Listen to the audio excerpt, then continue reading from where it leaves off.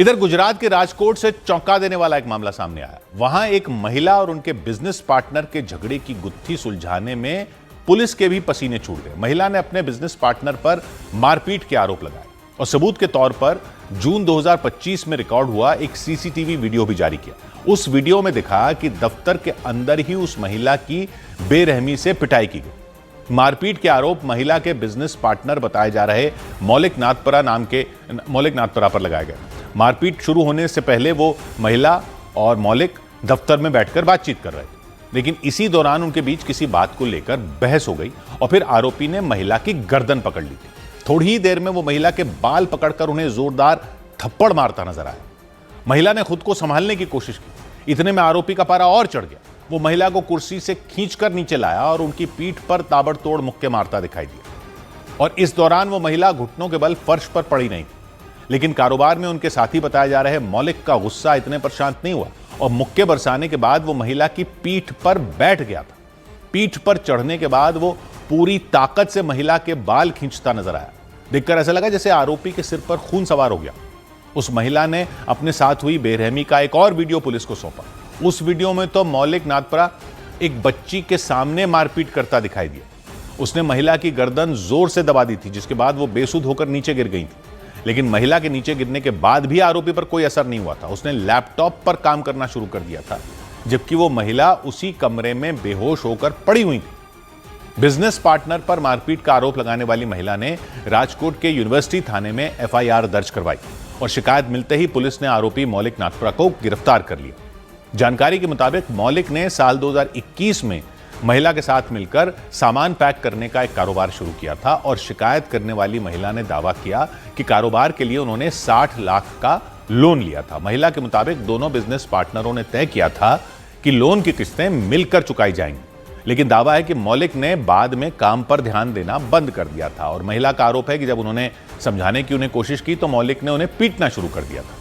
इतना ही नहीं, शिकायतकर्ता के मुताबिक उन्हें दफ्तर के अंदर ही कई बार बेरहमी से पीटा गया था और इस सबसे तंग आकर उन्होंने पुलिस से शिकायत कर दी। लेकिन आरोपी मौलिक की गिरफ्तारी के बाद यह केस तब और उलझ गया जब इस मामले से जुड़े कुछ और वीडियो भी सामने आ गए, क्योंकि उन वीडियो में दिखा कि शिकायत करने वाली महिला भी अपने बिजनेस पार्टनर से मारपीट कर रही थी। इसके बाद तो इस केस को सुलझाने में जुटी पुलिस भी चौंक गई, क्योंकि गुत्थी सुलझने के बजाय उलझ गई। ऐसा इसलिए क्योंकि जिस महिला ने मौलिक नाथपरा पर पिटाई के आरोप लगाए, एक वीडियो में वो उसी के साथ धक्का मुक्की करती दिखी। महिला ने दफ्तर के अंदर ही मौलिक को कई थप्पड़ जड़ दिए थे। इस बीच हैरान कर देने वाला एक वाकया भी नजर आया। धक्का मुक्की के बीच महिला ने मौलिक से नीचे लेटने का इशारा किया और वो लेट भी गया था। इसके बाद वो महिला उसके पेट पर बैठ गई और थप्पड़ बरसाने शुरू कर दिए थे। और इसके अलावा भी एक वीडियो में दिखा कि महिला ने कुर्सी पर बैठे अपने बिजनेस पार्टनर को कई थप्पड़ मारे थे और वो वीडियो भी उनके दफ्तर में लगे सीसीटीवी कैमरे में रिकॉर्ड हुआ था। तस्वीरों में दिखा वो महिला और कारोबार में उनका साथी बताया जा रहा मौलिक आमने सामने बैठे थे। महिला मुस्कुरा रही थी, अपने हाथों को गालों पर रखा हुआ था। वो मौलिक से भी ऐसा करने के लिए कहती नजर आई, लेकिन मौलिक ने हाथ गाल पर नहीं रखे। इसके बाद तो दोनों में खींचतान शुरू हो गई। इस बीच महिला अचानक भड़क गई और मौलिक के गाल पर जोरदार चांटा मार दिया था। यानी महिला ने अपने जिस बिजनेस पार्टनर पर पीटने के आरोप लगाए, वो उसके साथ ही हंसी मजाक, धक्का मुक्की और मारपीट भी करती दिखी। सूत्रों के मुताबिक ऐसे वीडियो देखने के बाद पुलिस को महिला की थ्योरी पर शक होने लग गया।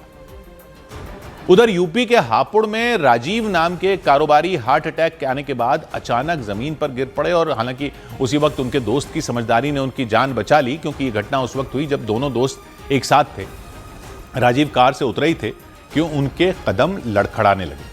कार का दरवाजा बंद करने के बाद वो कार का सहारा लेकर खड़े हुए और फिर अचानक जमीन पर गिर पड़े।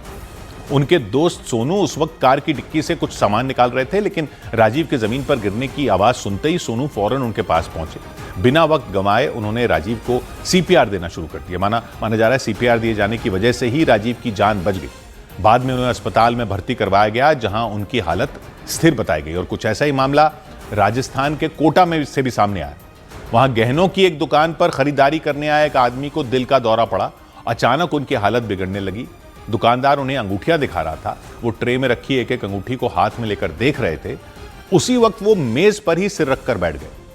गहनों के शोरूम के मालिक और बाकी कर्मचारियों ने उन्हें उठाने की कोशिश की, लेकिन अगले ही पल वो बिल्कुल बेसुध होकर गिरने लगे। उसी वक्त दुकान के मालिक मेज के दूसरी तरफ ग्राहक के पास पहुंच गए और कुर्सियां हटाकर उन्हें फर्श पर लेटा दिया। फिर बिना वक्त गंवाए ग्राहक को उन्होंने सीपीआर देना शुरू कर दिया। बार बार सीपीआर देने के बाद ग्राहक की तबीयत बेहतर हुई, जिसके बाद उन्हें डॉक्टर के पास ले जाया गया। माना जा रहा है कि वक्त पर सीपीआर मिलना उनकी जान बचने की बड़ी वजह बना। इधर कांग्रेस नेता राहुल गांधी ने बढ़ते वायु प्रदूषण पर संसद में चर्चा की मांग की। कांग्रेस सांसद राहुल गांधी ने संसद में वायु प्रदूषण का मुद्दा उठाया। उन्होंने दिल्ली समेत देश के कई शहरों में बढ़ते प्रदूषण के मामले पर सरकार से संसद में चर्चा कराने की मांग की। Most of our cities, major cities, are living under a blanket of poisonous air. Madras high court के जस्टिस जी.आर. स्वामीनाथन के समर्थन में 50 से ज्यादा जजों ने चिट्ठी लिखी। उन्होंने विपक्ष के महाभियोग के प्रस्ताव को न्यायपालिका पर दबाव बनाने की कोशिश बताया। दिल्ली की मुख्यमंत्री रेखा गुप्ता ने 1984 सिख दंगा पीड़ितों के 36 परिवारों को सरकारी नौकरी के नियुक्ति पत्र दिए। इस दौरान दिल्ली के पर्यावरण मंत्री मनजिंदर सिंह सिरसा भी मौजूद रहे। उधर मध्य प्रदेश के दतिया में जन सुनवाई के दौरान डीएम के सामने होने के बावजूद एक बुजुर्ग उन्हीं से मिलने की जिद पर अड़ गए। बताया गया वो बुजुर्ग अपनी पेंशन से जुड़ी शिकायत लेकर डीएम से मिलने पहुंचे थे, लेकिन वो उन्हें चेहरे से नहीं पहचानते थे और इसीलिए वो लगातार डीएम से मिलने की जिद करते रहे। डीएम को देखने के बाद भी वो उन्हें पहचान नहीं पाए और उनके सामने ही बार बार कहते रहे कि वो साहब से मिलना चाहते हैं। अभी कराते आपको अंदर कहां? इस दौरान बुजुर्ग के सामने बैठे डीएम ने आवेदन मांगा तो उन्होंने साफ इनकार कर दिया। बुजुर्ग का कहना था कि जिलाधिकारी वही होते हैं जो कैबिन में बैठते हैं और वो उनको ही आवेदन देंगे। मैं करा देता हूँ आपका। साहब ये हम तो अंदर जाएंगे। अरे साहब जाइए। उस बुजुर्ग को ऐसा करता देखकर वहां खड़े लोग मुस्कुराने लग गए। हालांकि इस दौरान जिलाधिकारी बुजुर्ग को उनका काम करवाने का भरोसा दिलाते रहे, लेकिन बुजुर्ग को यकीन ही नहीं हुआ और वो लगातार डीएम के कैबिन में जाने की जिद करते रहे। इस पर लोगों की हंसी छूट गई। हालांकि इस दौरान वहां बैठे जिलाधिकारी बार बार अपनी पहचान बताते रहे। वहां खड़े दूसरे लोगों ने भी उन्हें समझाने की कोशिश की, लेकिन हकीकत से अनजान बुजुर्ग लगातार अपनी समस्या का ही जिक्र करते रहे। आप मुझे आवेदन दीजिए। आप मुझे आवेदन देना ही नहीं चाह रहे, मैं यही करा देता हूँ आपका सभी। हालांकि काफी देर तक समझाने के बाद बुजुर्ग मान गए और डीएम को अपनी समस्या सुनाई, जिसके बाद उन्होंने बुजुर्ग की पेंशन तुरंत चालू करवाने का भरोसा दिया। इधर मध्य प्रदेश के सागर जिले में उस वक्त हड़कंप मच गया जब बीच सड़क पर एक ट्रक के ड्राइवर खुदकुशी करने की जिद पर अड़ गए। ड्राइवर को खुदकुशी करने से रोकने में पुलिस वालों के पसीने छूट गए।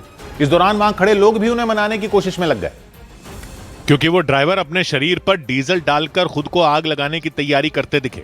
पुलिस वालों से नाराज वो ड्राइवर अपने ट्रक के ऊपर चढ़कर खुदकुशी करने की जिद पर अड़े रहे। इस दौरान नीचे खड़े पुलिस वाले उन्हें मनाने की कोशिश करते दिखे। मम्मी पापा बना लेंगे, हमें टेंशन नहीं है। हैरान करने वाला ये मामला सागर जिले के मालथौन बॉर्डर का रहा। जानकारी के मुताबिक वहां चेक पोस्ट पर आरटीओ ने उस ड्राइवर का चालान काटा था।